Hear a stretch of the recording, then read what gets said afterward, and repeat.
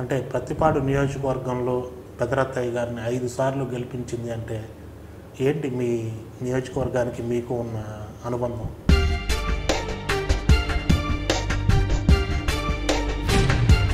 అంటే ఇవన్నీ మీరు నేనే చెప్పుకునేటట్టు అడుగుతున్నారు ప్రశ్న. మీరు అవి బయట చెప్పాలి.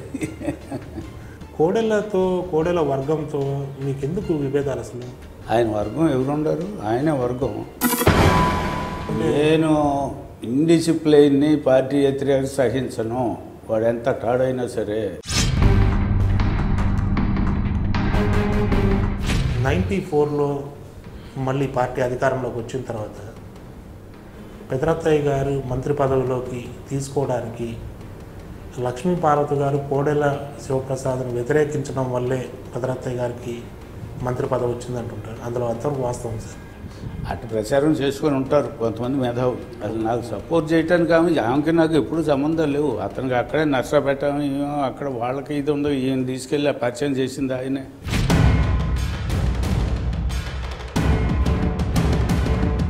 అన్ని తెలిసినా కూడా ఇంత సిన్సియర్గా ఉండే పెదరత్తయ్య గారు మాత్రం రాజకీయంగా వెనకబడిపోయారు. మీ ప్రత్యర్థి వర్గంలో కోడెల శివప్రసాద్ గారు మాత్రం స్పీకర్ స్థాయికి ఎదగలిగాడు. నేను ఎప్పుడు లాబింగ్లో అయ్యి నేను పెట్టను.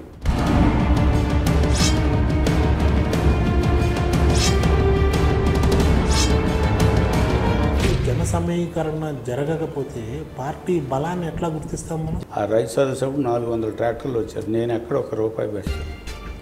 సభ్యత్వాలకు నేను ఎక్కడ ₹1 నాది తప్పితే నేను 25 ఏళ్ళలో నేను ఎక్కడ పెట్టలా.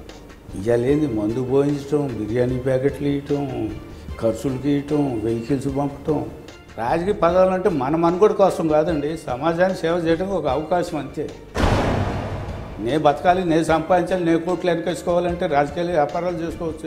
ఇది కూడా పెట్టుబడి లేనప్పుడు ఇప్పుడు పెట్టుబడి కూడా పెట్టాల్సి వస్తుంది. 2009 ఎన్నికల తర్వాత అనూహ్యంగా మాకినేని పెదరత్తయ్య గారు వైఎస్ఆర్ కాంగ్రెస్ పార్టీలో చేరాల్సిన పరిస్థితి ఎందుకు వచ్చింది? కొన్ని సిరీస్ ఆఫ్ ఈవెంట్స్లో నాకు కొంచెం అసంతృప్తి వచ్చింది. అధినేత మిమ్మల్ని సరైన గుర్తింపు అదే ఆ పేర్లు వద్దు, అసంతృప్తి వచ్చిందన్న. అంటే జిల్లా నాయకత్వంలోనా రాష్ట్ర నాయకత్వంలో? మీరు అంత లోతుకు పోతే ఒక సందర్భంలో ఒక స్టేజ్ మీద పెదరత్తయ్య గారికి అనుకోని అవమానం ఎదురైంది అని అంటారు. వాడు పేలాడు, దాన్ని మా వాళ్ళు సమాధానం చెప్పారు స్టేజ్ మీదనే. తెలుగుదేశం ప్రభుత్వానికి రాష్ట్ర అభివృద్ధి కంటే కూడా పక్క పార్టీలో ఉన్న ఎమ్మెల్యేలను తెచ్చి చేర్చుకోవడంలోనే బాగా బిజీగా ఉంది. అది నీ చేతగాంతాను. నీ మీద సరైన అభిమానం ఉంటే నువ్వు టీడీపీ వాళ్ళు లాక్కో. మీ తండ్రి ఏం చేశాడు సీఎంగా ఉండగా? విలయాలు పతివ్రత ధర్మాలు చెబితే